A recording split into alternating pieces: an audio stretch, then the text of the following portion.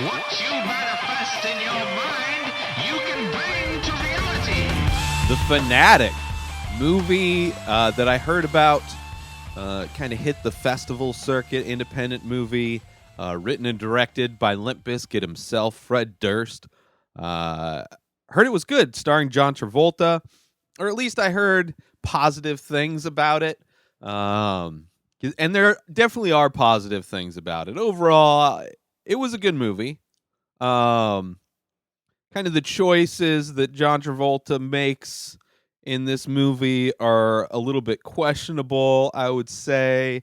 If you are a fan of the movie Tropic Thunder, there's a term coined in that movie about going all the way when you are portraying somebody with a mental disability, I guess. And Travolta does that, but he plays. I mean, it wasn't horrible. It is. I mean, it is bad. Let's say because it does equate being R-worded and violent, which I don't believe is true. At least, I mean, I would imagine. I guess if people have like the obsessive, like stalker kind of mentality, um, they're usually pretty clear-headed. I'm sure there's other psychological problems with them, but I don't necessarily think most of those people are, special. Um, but aside from that, I thought it was good. I thought this movie was well shot. There's these moments in between, almost like chapters, where it's like these live drawing moments, digital, of course, because it looks like what like a crayon or a pastel or something like that, but it gets erased. So it's parts get erased, and I've seen millions of these online, and they're all digital, but it's still, I enjoy it. I appreciate it. It looks cool. It adds to the story. These kind of images in almost like a crumb style. I forget that artist's name, but or that anyway. American Splendor. Those are interesting. It's shot well. The acting by Devon Sawa is amazing. The guy from was it? What's that? Final Destination. Idle Hands. Kind of 90s teen heartthrob guy that I don't know what happened to his career. I know he's acting. I follow him on Twitter now because he's an MMA fan. So I figure, and he puts fun, interesting posts up every now and then. But yeah, he's great. I think in this, his acting is on point. But this movie has like very inconsistent acting. Like you'll have Devon Sawa, who's doing just an amazing dramatic performance where he plays kind of like a B movie celebrity almost. And John Travolta is a huge fan of his and wants to go to a signing of his to get some memorabilia that he owns signed because he worships him. And things escalate quite a bit, and Devon Sawa has a very dramatic scene where his life is in danger. Really well done, I think. But then there's like on the other side of that, there's the main character Travolta plays is also a street performer. He dresses up in like, at least it shows him dressing up like an old British police officer with the kind of big black hat and the cane kind of a thing, and he tries to do a shitty British accent for some reason. But he's just like some street performer out on the streets of LA, which I would imagine there's a group of those that may have some mental illness to some degree. But there's this other street performer that's like this kind of shock act, but that guy is like over the top bad. Like it's so you get like almost really good dramatic acting from Devon Sawa, like a legitimate film would have. that kind of matches almost the style. I mean, it's a well shot film, but the acting can goes all the way downhill to like just a really bad B movie from the '90s, like like he's almost like a cartoonish bad guy that you would see in like the Teenage Mutant Ninja Turtles, you know?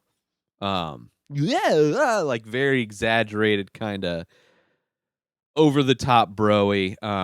But the writing in this, I think, is the weakest part. Aside from that dude's acting, the writing is almost like a bro dude got paid to write a movie. Which Fred Durst, I guess his brand is bro dude. Um, but yeah, it kind of shows. Which I think he also wrote this. I don't know if he had help writing it. Uh, Nope, he wrote both of it, story and the screenplay. But maybe there's one more credit. Maybe somebody helped him. Please, somebody help him. Maybe they helped Dave Beckman helped write the screenplay, probably for formatting, like translating his story. But yeah, I mean, it's kind of an interesting story. What happens when a super fan of a movie star or like a B movie star, like when that escalates a little bit farther? There is a really intense scene where Travolta's character is in the house of Devon Sawa's character, and Sawa's sleeping in the TV room or whatever, and Travolta's like kind of going through different moments, being next to him, trying to take a selfie, kissing him on the forehead, taking a selfie, sitting next to watching the movie with him. Super stressful scene. Super stressful scene. Probably the only moment in the movie that has any kind of real tension. But you see where it goes. And then Travolta's character has a friend who's a photographer, and she knows he's a huge fan of Devon Sawa's character, and she hooks him up with trying to get him into these signings and all this different stuff, and like helps him find the dude's address. Like, she really plays a very critical role in making this nightmare happen. Um, but yeah, it's I don't know. It's a good movie. It's not bad. I, I could see. I mean, whoever the cinematographer is on this is pretty good. It's a pretty good storytelling. I mean, good directing. I wouldn't mind seeing Fred Durst direct something. I don't think he should be writing anything. The story is okay, but definitely it doesn't he's just not a good writer. There was no depth to any of this, any of the characters. It was kind of just the words that they say are pretty not good. Um, you know, but other than that, I think if he got somebody else's script that fits his tone, I wouldn't mind seeing him direct more. That's for sure. But because he made a bad script, good, it had really good moments, for sure. Like, I could see him do. I wouldn't mind seeing Fred Durst do like a Blumhouse movie, you know. But I mean that he would. I don't know how good the writing is on that. I could see them producing if they didn't produce this one, for all I know. Um, yeah. But anyway, Fanatic. Check it out, The Fanatic. I don't know where it's available. I don't know if it's streaming anywhere, but I'm sure it's video on demand. You can rent it, probably iTunes or Amazon. But check it out. It's not bad if you're looking for an independent movie about what I said. Where it goes and where it ends is kind of interesting.